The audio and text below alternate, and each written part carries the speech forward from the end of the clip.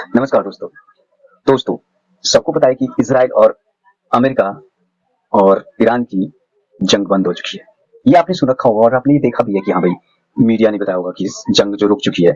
लेकिन लेकिन इस जंग के दौरान आपने जैसे सीज़फायर हुआ है, उसके बाद लेबनान पर बहुत तगड़ा हमला हुआ है जिसमें 400 मौत हो गई हैं। ये भी आपने न्यूज़ देखी होगी। लेकिन अब सीज़फायर के बाद इज़राइल ने लेबनान पर हमला क्यों किया? देखो, इज़राइल जो है, भले ही वो मना करता हुआ आता है कि हमें ग्रेटर इज़राइल नहीं बनाना, हमारा ऐसा कोई मंसूबा नहीं है, लेकिन उसके जो मंसूबे हैं ग्रेटर इज़राइल की तरफ बढ़ना है। सबसे पहले तो मैं आपको बता दूं, वो लेबनान पर हमला जारी रखना चाह रहा है। क्यों? क्योंकि वो चाहता है कि लेबनान पर उसका कब्जा हो जाए, और वो ऐसा कर भी सकता है क्योंकि वहां जो बैठा हुआ है लेबनान में, वो अमेरिका का पालतू कुत्ता बैठा हुआ है। पालतू कुत्ता पालतू कुत्ता कभी भौंकते नहीं है, और वही वो कर रहा है। 400 मौतें हो गई, फिर भी वो इजराइल के खिलाफ नहीं बोल पा रहा। क्यों नहीं बोल रहा है? क्योंकि पता है कुत्ता बैठा हुआ है, कुत्ते भौंकते नहीं है ना। कुत्ते मालिकों पे नहीं भौंकते हैं। तो अमेरिका का जो सुअर है वो हार मान चुका है ईरान से। वो चाह रहा है कि नहीं, ये जंगबंदी हो जाए किसी तरीके से, क्योंकि उस सुअर की बहुत ज्यादा बेइज्जती हुई है। इतनी बेइज्जती शायद किसी की भी नहीं हुई। 39 दिन की लड़ाई में अमेरिका और इजराइल बहुत पिटे हैं, बहुत पिटे हैं। अब कुछ लोग ये कहेंगे नहीं कि भाई ईरान की भी तो उन्होंने हालत खराब कर दी। देखो, दो चीज समझो आप। जहां सुपर पावर जहां सुपर पावर जो कुछ भी कर सकता है, और वो लड़ने के लिए आया है, और वो कह रहा है कि हम ईरान के रिजिम चेंज कर देंगे, नहीं कर पाया। वो कह रहा है तो हम ये सभ्यता खत्म कर देंगे, नहीं कर पाया। वो कह रहा है कि हम ये ईरानियों को ही खत्म कर देंगे, नहीं कर पाया। वो कह रहा है कि हम जंग शुरुआत हुई थी इसलिए कि रिजिम चेंज करेंगे, यूरेनियम इकट्ठा ना करेगा ईरान, परमाणु बम नहीं बनाएगा। अब लड़ाई आती आती इस पर आ गई कि हॉर्मुज स्टेट खोल दो भाई, हॉर्मुज खोल दो। मतलब लड़ाई स्टार्ट हुई थी कि रिजिम सेंस करने के लिए, परमाणु बम न बनाने के लिए। लेकिन लड़ाई लड़ते लड़ते कहाँ गए? हॉर्मुज खोल दो भाई। मतलब इस कदर पे मार पड़ी है कि ये चाह रहे हैं हॉर्मुज खोल दो किसी तरीके से, हॉर्मुज पर आगे बात खत्म होगी। वो कह रहे हैं हॉर्मुज खोलोगे आप, वो मना कर रहा नहीं खोलेंगे भाई, हम टैक्स लेंगे। वो टैक्स की बात कर रहा है, और यहाँ पे टैक्स होगा भैया, टैक्स लगेगा। जो शांति बनाए बैठे हुए थे, जिसने जिसने मुंह नहीं खोला, अब दुख तो उनको भी होगा। बिना टैक्स क्या रहा था, अब टैक्स दोगे। इस लड़ाई से क्या हासिल हुआ? इस लड़ाई से केवल हमें इतना मिला कि जो चीज पहले फ्री थी अब वो पैसे में हो गई है। जो पहले फ्री चल रहा था, जो रास्ता पहले फ्री था, अब उस पर टैक्स लग गया है। इस लड़ाई में बस इतना हुआ है, बाकी सेम रहा है। कुछ अधिकारी, कुछ नेता मरे हैं, वो तो आई डोंट नो। लड़ाई में अक्सर होता है कि इस लड़ाई में ऐसा होता है कि लोग मरते हैं, सिविलियंस मरते हैं, मरे, नुकसान होता हुआ। लेकिन जंग ने कहां रुक लिया कि अब जो अमेरिका का सुअर है वो कह रहा बार बार भाई स्टेट हॉर्मुज खोल दे, हॉर्मुज खोल दे। वो मैंने कहा बार बार नहीं खुलेगा भाई। खुलेगा लेकिन दोस्तों के लिए खुलेगा, लेकिन टैक्स पे करोगे तुम। चुंगी लगा दी इसने, टैक्स दोगे, जाओगे तो टैक्स दोगे। यूएई जिनकी अच्छी खासी ग्रोथ थी, जीडीपी थी, अच्छा खासा रुतबा था इस लड़ाई से पहले, वो सब खत्म। सऊदी अरब का रुतबा खत्म।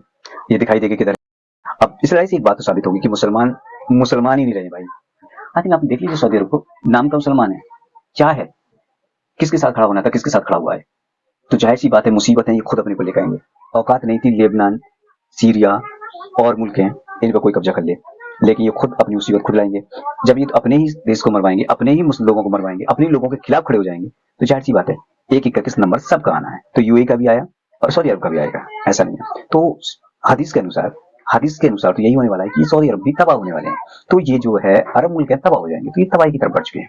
और अगर अब ना बढ़े तो आने वाले टाइम में बढ़ जाएंगे, क्योंकि हरकतें इनकी यही है, और हरकतों से ये है कि मुसलमान रहेंगे नहीं। कहा गया था नाम के मुसलमान होंगे, तो हम अपनी आंखों से देख रहे हैं भाई नाम के मुसलमान है।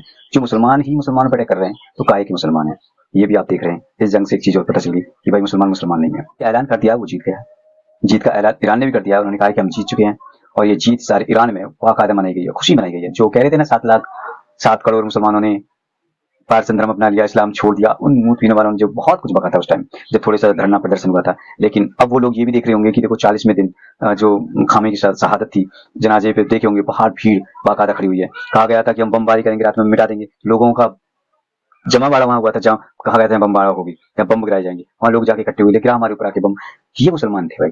और कुछ मूत पीने वाले अभी ओ हो मुसलमानों ने वहां पे, बहुत मूत पीने वालों ने, मूत पीने वाले अपने अपने तरीके से बता रहे हैं कि भाई जो गोबर खा रहे हैं, जो मूत पी रहे हैं, वो केवल यही बता रहे हैं कि मुसलमानों ने, 7 करोड़ मुसलमानों ने इस्लाम छोड़ दिया। इस्लाम। और वो कौन लोग हैं फिर जो अपनी सड़कों पर खड़े हुए हैं, जो अपनी सेना के साथ खड़े हुए हैं। ये ईरान विशेष दो देशों की लड़ाई रही ही नहीं थी। ये तो जनता और सुअर के बीच से लड़ाई हुई थी। सेना लड़ाई नहीं लड़ रही थी, वहां की जनता लड़ाई लड़ रही थी। ईरान की जनता लड़ रही थी, जो अपने देश पर मर मिटने के लिए तैयार थे। बहुत बहुत ताकत से जंग लड़ी उन्होंने। तो जज्बा था उन लोगों के अंदर, उन्होंने अपने जज्बा दिखाया, हौसला दिखाया, और उन सुअरों के मुंह पर मुंह था जो मूत पीने वाले थे कि देखो इस्लाम अभी है वहां पर, इस्लाम ही है वहां पर। जो सड़कों पर खड़े होकर कह रहा है कि आज अब हम गिरा हमारे ऊपर, वो इस्लाम है, वो मुसलमान थे, खड़े हुए थे, डर नहीं रहे थे। ये वो कौम है जिन्हें डराने की बात करते हैं। बहरहाल छोड़िए इन बातों को, मुंह थूकने वालों से क्या बहस करनी। वो कहते हैं कि ज्ञानी से ज्ञानी भिड़े तो ज्ञान की प्राप्ति हो, और मूर्ख से ज्ञानी भिड़े तो अपना भी ज्ञान खोए। वो बात नहीं है। तो इन मूर्खों से क्या ही बात करनी है, लात मार के लग करो। इनका तो इग्नोर जितना कर सकते हो करो, ये है इसी लायक। ठीक है, इग्नोर करने लायक लोग हैं ये। ईरान की जीत से इनके पेटों में ज्यादा मरोड़ उड़ रही है। ईरान कैसे जीत गया, और इसमें हिंदू शामिल नहीं है कि मैं कहूँ कि हिंदू है, ना ना ना ना ना ना, इसमें मुसलमान भी है भाई, मुसलमान भी शामिल है। कुछ मुसलमान तो यही देख रहे थे ईरान हारे, ईरान ने अपनी जीत हासिल की है। बड़े बड़े अखबार, अमेरिका के, फ्रांस के, न्यूयॉर्क के, जापान के, मतलब बड़े बड़े कंट्रियों के, विकसित कंट्रियों के जो बड़े बड़े अखबार हैं वो भी ईरान की जीत लिख रहे हैं। ट्रंप को बता रहे हैं कि बौखलाया हुआ ट्रंप है, बुरी तरह हारा है यहाँ से।